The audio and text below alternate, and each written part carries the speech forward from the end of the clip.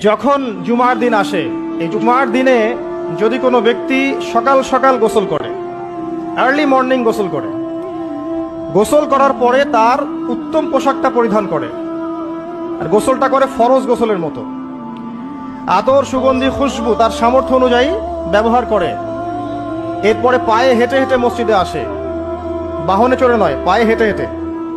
যদি আপনি অনেক দূরে থাকেন সেটা আলাদা কথা।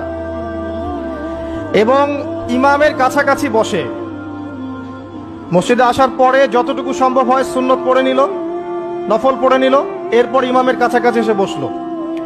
ইমামের খুতবা শ্রবণ করে মনোযোগের সাথে।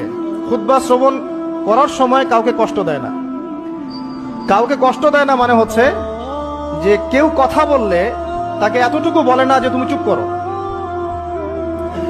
কোনো কষ্ট দেয় না।